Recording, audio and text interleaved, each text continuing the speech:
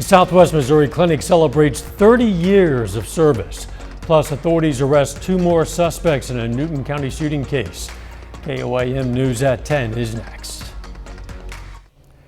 Now at 10, a Southwest Missouri Clinic celebrates 30 years of service to the community. And there is a marginal risk of severe weather tomorrow. I'll have all the details. Plus, the 4 states mourns the loss of a beloved community leader. The 4 states' most watched news starts now. The Community Clinic of Southwest Missouri is celebrating its 30th anniversary. This is KOAM News at 10. I'm Dow Quick. KOAM's Amber Jenkins spoke to health professionals about how the clinic has impacted the community for 30 years. The community clinic in Joplin does more than just provide affordable health care. The clinic functions because of the community's involvement. We work with our patients to make sure that they are able to be active community members. Most of our patients are the working poor. They make too much money from Missouri Medicaid and they can't afford marketplace insurance. For 30 years, Community Clinic focused on helping people who might fall between the cracks of the healthcare system. We are the only free and charitable clinic in a 150-mile radius, so we really do serve a huge need in the Southwest Missouri area. Southwest Missouri has a dire need for accessible community clinics, a need that dates back for over 30 years. We are the only free and charitable clinic in a 150-mile radius, so we really do serve a huge need in the Southwest Missouri area. This anniversary gives the workers a chance to remember a time when they were a patient before the clinic was established. 30 years ago, I guess when they started back in the church, I used to be a patient there. Well, here, but I wasn't here then. Juanita was once a patient, but now she discharges patients with a smile. It has impacted the community so much. I have family members that come over here, lots of friends that come here, and just new friends that I make. Reporting in Joplin, Amber Jenkins, KOAM News. The community clinic in Joplin is accepting new volunteers. A local organization is helping retired Joplin residents stay busy through volunteer opportunities. The Area Agency on Aging and United Way of Southwest Missouri and Southeast Kansas partnered to create the Give 5 program. It's a 5-day course for seniors or retirees 55 years and older to go through 5 days of civic matchmaking. They meet with 23 area nonprofits offering volunteer opportunities to see what might be a good fit for them. So the number one health risk to senior citizens is isolation. And so through this program, we hope to take those retirees, those senior citizens, take them through this class and get them out of the house. Seniors who want to participate can still sign up. You can find more information at KOAMnewsnow.com. Let's check in with meteorologist Sam Lane now for our first look at the weather. All right, thank you very much, Dow. It's been a beautiful day for the most part. A little bit on the windy side, but the winds are starting to die down just a little bit.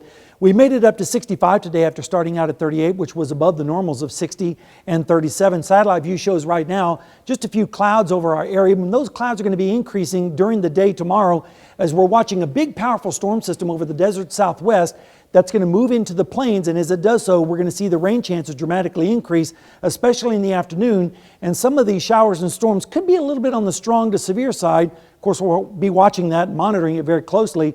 Temperatures are going to be dropping through the 50s tonight, down to around 51 by morning, and then as we look ahead, we're going to be seeing those scattered showers and storms tomorrow, along with the wind advisory until Friday morning. Then, yes, we may even see a few flakes of snow tomorrow night. I'll tell you more about that, as well as the sharply colder weather for Friday in just a little bit. See you soon.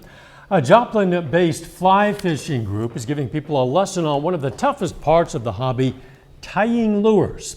Mako Fly Fishers hosted the Fly Tying Club event at the Reddings Mill Fire Department. It's not all the group does. They also host fly fishing outings, environmental projects, and kids events. We teach the basics. We teach what we call a woolly burger, which is really good for a trout, and smallmouth and warm water fish will do it, but it's the basic fly that you learn. I caught a trout, and I caught one of those like colorful fish and I've named it Rainbow. When you go fishing, you want to catch that perfect fish. On like a fly rod, that trout is a perfect fish to me.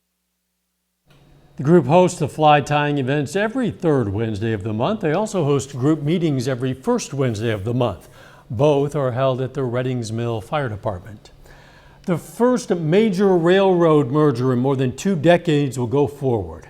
Federal regulators approved Canadian Pacific's $31 billion acquisition of Kansas City Southern. The two are the smallest among the nation's 7 major railroads, but their coupling will create the only railroad linking Canada, Mexico, and the U.S.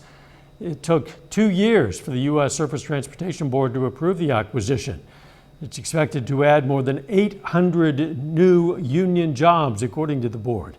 You can find the full press release and details on the acquisition on the KOIM News Now app. A Wichita, Kansas native is bringing attention back to a rail yard spill that's impacted a northeast Wichita neighborhood for decades. While a corrective action plan was announced last month, Wichita native Kaya Duggan said one factor not fully understood is the health impacts. Sean Logan reports on how this led her to write to some federal agencies. Trichloroethylene, or TCE, was identified as contaminating groundwater by the city of Wichita back in 1994. Which is the year that I was born. And that chemical TCE is known to cause cancer. It's also known to cause reproductive health issues, birth defects. The TCE contamination, a chemical commonly used in degreasing of metal parts, was linked back to a Union Pacific rail yard by 29th and Grove. Last fall, when Kia Duggins was attending a public meeting about the contamination, it surprised her that no study had been or was being done on the health impacts of the contamination. The zip code where 29th and Grove is located, 67214, 67219 zip codes, have high infant mortality rates. That's what prompted Kia to send a letter to the EPA and White House Council on Environmental Quality last November. Personally find it unacceptable that it's taken so long to inform the community of the health risks of the contaminated groundwater and also to conduct health studies. In the response she got back earlier this month, it says based on community concern, KDHE is working on a health study looking at cancer and birth outcomes. That study is expected to be done sometime early this year. But another part of that letter has Kia working to raise awareness in the community. The EPA is offering $100 million in grant money for environmental justice initiatives, and people have to apply for that by April 10th. This includes grants open to community nonprofit groups that focus on public health and environmental issues. Important that the community gets both the healthcare resources that they need and also other forms of reparations to ensure that they can continue to be healthy in the future. KDHE released the final corrective plan to address the contamination that will complete ongoing mitigation efforts, treatment of groundwater, and ground and surface water monitoring. That's estimated to cost $14 million. Authorities capture the final 2 suspects from a shooting in Newton County this month. Authorities today arrested Trevor Palmer and Kimber Laquette in Texas for the March 4th shooting of Jamie Hodges. Hodges was shot twice in a car on Carver Road but survived. He identified 3 suspects who he said had been in another car. The 3rd suspect, Cody Jones, was arrested shortly after the shooting. All are charged with first-degree assault, first-degree armed criminal action, and second-degree assault. Still ahead, a life of service to the community, looking back on the life of Carl Junction's Gary Stubblefield. And later, we're going to check out the Missouri Southern Career Fair. 4-staters mourn the loss of a longtime beloved community leader who died over the weekend. KOIM's Yana Hautala talked with community members about Gary Stubblefield, also known as Mr. Carl Junction.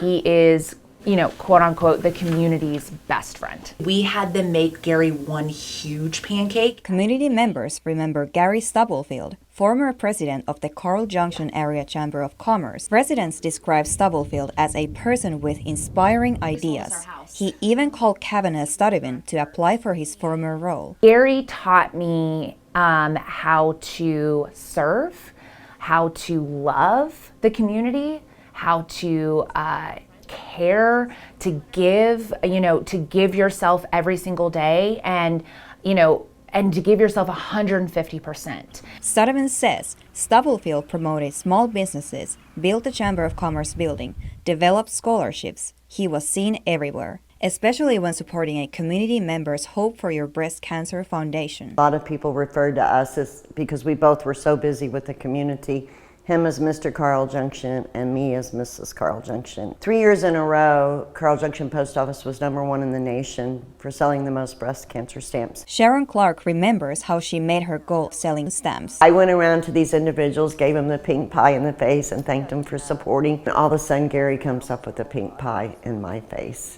Of course, he got one too. Clark and Studevin wish to carry the memory of being Gary and be kind. Even if you never met him or you just saw him on TV or you just met him, he instantly made you feel like you were the best, best friends in the entire world. And it's because he cared and he listened. Hashtag be a Gary. That's went viral on Facebook, and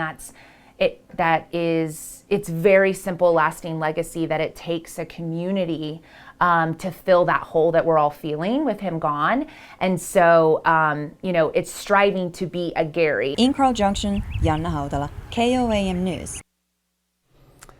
Stubblefield Celebration of Life is going to be this Saturday, 1 p.m. at the Carl Junction Middle School Auditorium. A little bit later, it's Just Business, why some business leaders met for a fair in Vernon County, Missouri. And we're tracking the threat of severe weather for tomorrow. I'll have all the details when we come back right after this.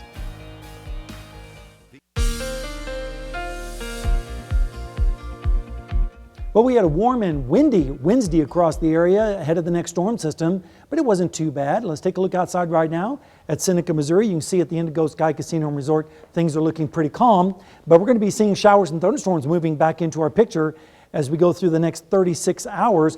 Right now, over the last 36 hours, you can see that yesterday we were in the 50s. We did down into the 30s, but this afternoon we warmed nicely into the low to mid 60s. We're about 10 to 15 degrees warmer tonight than we were 24 hours ago, so at least we're on the positive side, but that's going to be changing too, and you'll see that in the forecast. 54 right now in Joplin, south wind at 15. Dew Point is still dry at 33, humidity 45%, and the pressure is currently steady. Those southeast winds are bringing up moisture from the Gulf, but it's going to take all night for it to do so. Temperatures right now are generally in the mid-50s, a few lower 50s down in Bentonville, as well as Cassville, where they're currently sitting at 50 degrees.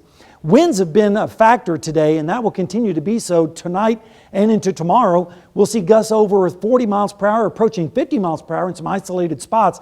Then the front will move through, and as it does, we're going to see the wind change direction, but they're still going to be pretty strong out of the north and west, bringing in some much colder air, certainly more winter-like than spring. Satellite view shows just a few clouds over us right now, but the clouds are going to thicken up overnight and into the morning hours as we're watching a big storm system sitting over Arizona, producing some severe weather, believe it or not, in western Arizona earlier this evening.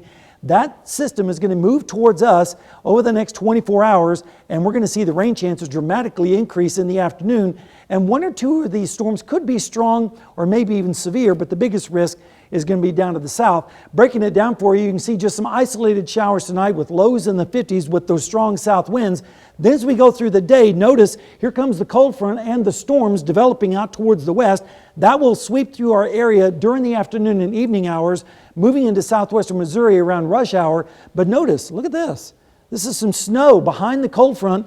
As the front moves through, temperatures will be dropping down into the 30s, and yes, maybe even some light snow and some flakes up towards the north with temperatures near freezing. The cold air sticks with us through most of the morning on Friday, and then in the afternoon we only make it into the mid-40s with northwesterly winds. It'll certainly feel much colder out there. Then as we go into Saturday morning, temperatures below freezing once again with northerly winds. Severe risk tomorrow, mainly going to be down to the south in North Texas and southern Oklahoma. Maybe a marginal risk here in our area, but the biggest risk is going to be from some gusty winds and some heavy rain in some isolated spots. Looking at rainfall amounts, we're expecting generally around ½ an inch or more, especially in southeastern Kansas, where some places could pick up over an inch, which is desperately needed to help break the drought. Over the next 7 days, we have got quite a roller coaster. We've got storms tomorrow, much colder on Friday, and look at Saturday, a high of only 40 degrees. And then as we head towards spring, the first day of spring on Monday, still chilly with a high of only 53. Then we get warm again by next Thursday with yet another round of storms and a little bit cooler after that. So a little bit of a roller coaster ride, Dow. Yeah, spring is trying to make its way in here. Eventually it will be victorious over winter. Yes, eventually. Thanks, Sam. Missouri Southern is giving students a chance to look toward the future. The university today hosted its Spring Career Fair. Area employers were asked to bring trade show style displays to give students a good understanding of what their business does and what they stand for. Officials said the interactive booths improve engagement from students. Just communicating. Come in, talk to somebody, and let them know you're interested, and they'll guide you in the right path into the career you want to join. MSSU last week hosted a Dress to Impress event to give students a chance to have professional clothing ahead of the career fair. Local organizations and businesses met in Vernon County, Missouri to share services and information. The goal is to create a resource guide for the county. Businesses met for roundtable discussions and had to give them a chance to network. So what we do is we contact local businesses and organizations. We want everybody to share their resources and services. If we have an individual reach out to us, we want to be able to refer them to the exact person they need to get a hold of. That event was closed to the general public. Coming up, growing fears in the banking sector as stocks recover from losses. The U.S. says it's going to continue to fly missions near Ukraine even after a Russian jet caused a U.S. drone to crash. The U.S. often flies drones over the Black Sea as it monitors the fighting in Ukraine. Russia's ambassador was summoned to the State Department to answer for the actions, but he says Russia did not cause the crash and said the drone was flying dangerously close to Russian-controlled territory. It was a wild ride on Wall Street today with stocks tumbling and then recovering some of the losses before the closing bell. Much of it hinged on growing fears in the banking sector that's now spread to Europe. Astrid Martinez reports. Stocks of one of Europe's largest banks, Credit Suisse, hit a record low today over funding concerns, dropping 24%. The bank has long been plagued with problems, but financial experts say now, in the wake of U.S. bank failures, investors are reassessing their risk. Credit Suisse is seen as the weakest link, if you like. It's definitely a much bigger concern for the global financial sector. Investor fear sent U.S. bank stocks tumbling, but banks pared back some losses when the Swiss National Bank announced it would provide assistance to Credit Suisse if needed. In the U.S., it was the Biden administration and the FDIC that stepped in, promising full repayment of all deposits in two failed banks. Treasury Secretary Janet Yellen is expected to be grilled about the specifics of that rescue plan Thursday on Capitol Hill. Her last public comments were Sunday on CBS Face the Nation. We want to make sure that the troubles that exist at one bank don't create contagion to others that are sound. It's widely believed the bank failures stem from a 2018 regulation rollback for small and mid-sized banks. Wednesday, Democratic Senator Elizabeth Warren put the blame for that on Fed Chair Jerome Powell. The stress tests during Powell's term have become easier. They've become less frequent. Lawmakers also want to hold executives at the failed banks accountable. They almost cratered our entire banking system. They paid themselves bonuses, even as their bank was collapsing. Democrats have introduced legislation aimed at failing banks that would claw back bonuses and profits earned from stock sales within 60 days of a financial firm's collapse. Astrid Martinez, CBS News, New York. The Justice Department and the Securities and Exchange Commission have launched investigations into the collapse of Silicon Valley Bank. That's according to what two people familiar with the matter told the Associated Press. As for Credit Suisse, it announced it's going to borrow $54 million from the Swiss National Bank to, quote, strengthen its liquidity. The U.S. is working with Mexico to pay $6.5 million in lost wages to 13,000 Mexican nationals.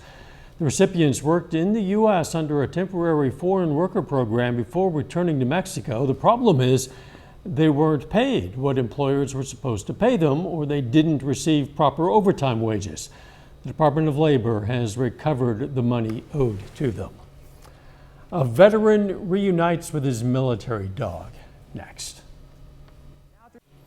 It was an airport reunion like many others, smiles and tears of joy after a long separation. But for one military vet, it was smell at first sight at SeaTac Airport in Seattle. Kevin Coe explains. He had a reputation of being a stinky dog, but he still was like this beautiful long-haired shepherd. It was smell at first sight for Technical Sergeant Adama Bilal, also known as Dom. But he's known as much more to this stinky, beautiful German Shepherd, Batty, a canine that spent almost 2 years with Dom at Kunsan Air Base in South Korea. Other people are like, wow, it stinks in here. I'm like, no, I love it. Like, it smells good. It smells like just dog in like the best way. He's with us every single day, all day.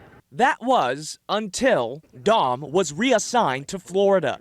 But love knows no distance, so Dom has been working to reunite with Batty thousands of miles away. Oh, it was tough. It was tough. We've been waiting since we left. And that's how the most precious piece of cargo flew into SeaTac Monday morning. Traveling more than 5,000 miles from the other side of the world, Batty was reunited with Dom and that unforgettable stink.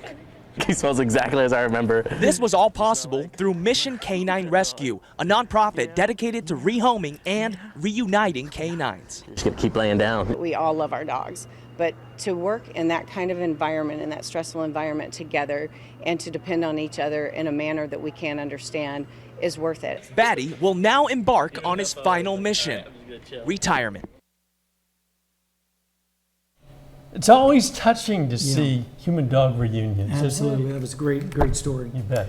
We have some nice weather, if you like windy weather, and if you like storms, that's what we have for tomorrow. But then St. Patrick's Day, dramatically colder, especially in the morning, 26 and 46 in the afternoon, and even colder over the weekend. You wouldn't know that spring is arriving on Monday with temperatures in the lower 50s, but next Thursday, we have another round of storms. So we are getting into that springtime pattern. Finally. Thanks for joining us. Morning Show at 5 a.m. Let's make it a great tomorrow.